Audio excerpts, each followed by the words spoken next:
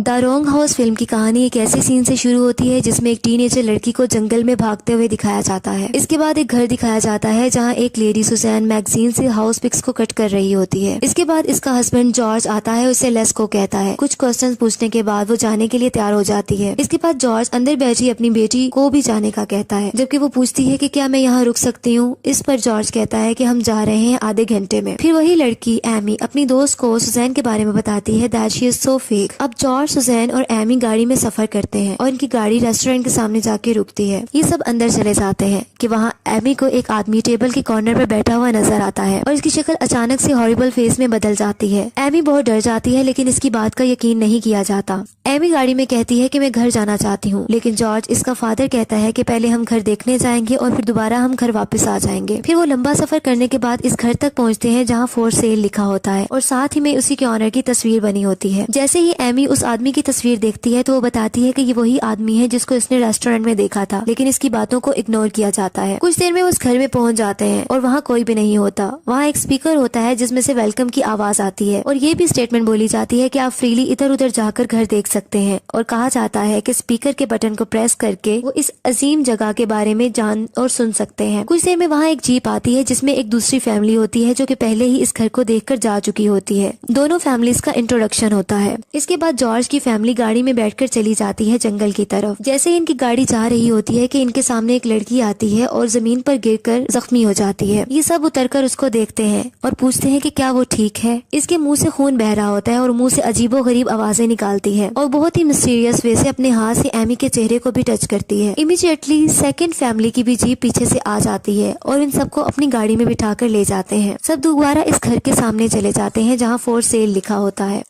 Actually अब दोनों families इस जगह पर ट्रैप हो चुकी होती हैं।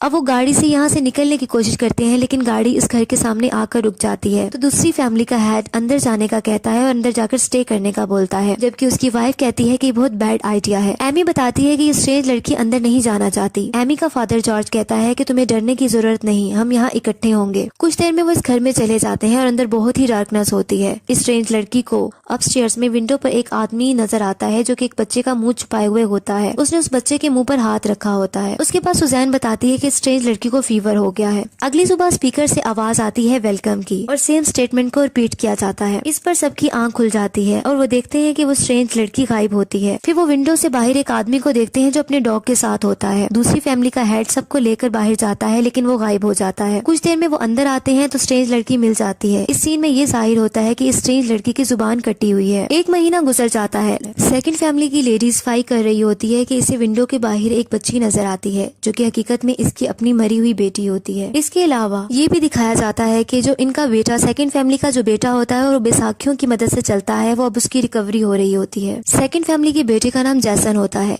वो एमी के साथ घर से बाहर जाता है, जबकि जाने से पहले जैसन का बाप इसको रिवॉल्वर दे देता है ताकि वो अपनी प्रोटेक्शन कर सके। जैसन एमी के साथ होता है कि एमी को विंडो में से एक छोटा बच्चा नजर आता है। वो जल्दी से घर की तरफ भाग जाती है और अपने फादर को आकर बताती है कि मैंने एक बच्चे को देखा है। एमी के पेरेंट्स कुछ नोट्स और चीजें लेकर बैठे होते हैं और वहाँ एक पिक भी पड़ी होती है जहाँ उस बच्चे की तस्वीर होती है। तो एमी इसको पहचान लेती है और बताती है कि ये वही बच्चा है और सब अपस्टेयर्स की तरफ तेजी से जाते हैं लेकिन इस जगह कोई नहीं होता। जबकि डाउनस्टेयर्स में दूसरी फैमिली की लेडी एक बॉक्स ओपन करती है और इसमें से बहुत से पजल्स निकाल लेती है और इनको टेबल पर रख देती है। इसके बाद वो इन्हें सॉल्व करने का सोच रही होती है कि इसे पीछे से मम्मी की आवाज आती है। जब वो टर्न होकर देखती है तो इसकी छोटी बेटी, जिसको इसने विंडो से बाहर देखा था, वो इसके पीछे खड़ी होती है। वो औरत अपनी बेटी को गले लगा लेती है और इसकी पिन वगैरह सेट करती है। वो बच्ची कहती है कि मैं यहाँ नहीं रुक सकती और अपनी माँ के कान में विस्पर करती है। वो स्ट्रेंज लड़की सोफे पर लेटी सब देख रही होती है कि वो लेडी के पास कोई नहीं होता। वो एक्शन से किसी किसी गिले मिलने का कर रही होती है। अगले सीन में जंगल का व्यू दिखाया जाता है। इसके बाद डिनर टाइम होता है जिसमें से सुजैन कहती है कि मुझे पता है कि तुम कुछ जानती हो, लेकिन इस पर वो लेडी कहती है कि मैं कुछ नहीं जानती और मैं फॉल्ट पर नहीं हूँ। सुजैन उससे रूडली बात करती है जिससे वो बाहर चली जाती है। जैसे ही सेकंड फैमिली की लेडी बाहर जाती है तो वहाँ उसको अपनी बेटी दोबारा नजर नजर आती है जो कि इसके कान में दोबारा विस्पर करती है। नेक्स्ट सीन में सुजैन को ख्वाब आता है जिसमें इसका हस्बैंड जॉर्ज को देखती है और वो बहुत वायलेंट होता है। इसके बाद वो सामने वाली कुर्सी पर वही आदमी रॉन को बैठा हुआ देखती है कि अचानक से सुजैन की आंख खुल जाती है और वो अपने हस्बैंड जॉर्ज से डर जाती है और कहती है कि तुम ऐसा नहीं कर सकते। डाउनस्टेयर्स पर बैठी एमी पजल्स को जोड़ने की कोशिश कर रही होती है और फिर दूसरी फैमिली हेड आ जाता है और उसके पास खड़ी स्ट्रेंज लड़की से बहुत सारे क्वेश्चंस करता है। उसके बाद थोड़ा हाइपर हो जाता है। एमी का बाप इसे यकीन दिलाता है कि अंदर कुछ नहीं है, सब कुछ ठीक हो जाएगा और मैं तुम्हारे साथ कुछ नहीं होने दूंगी। अगले सीन में जंगल में एमी, सुजैन, जॉर्ज पहुंच जाते हैं और जैसन का बाप इनको पिस्टल दिखाता है और कहता है कि तुम एक एक करके निकलने की प्लानिंग कर रहे हो। एमी का फादर जॉर्ज बताता है ऑफ कोर्स नॉट।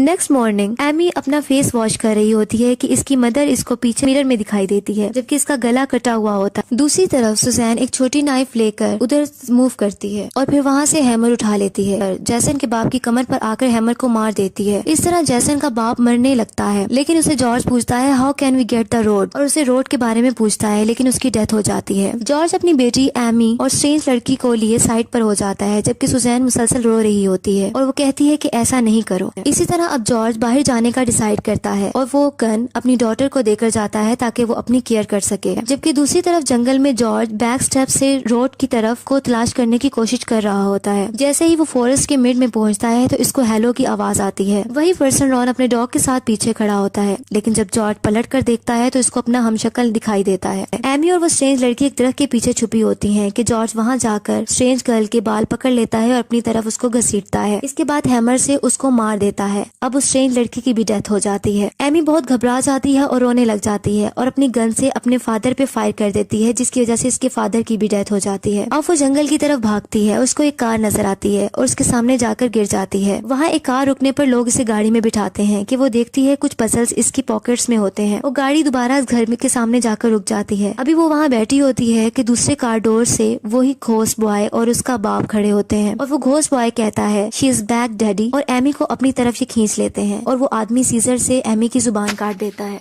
ये कम्प्लेक्स मूवी है जो बहुत से क्वेश्चन छोड़ती है।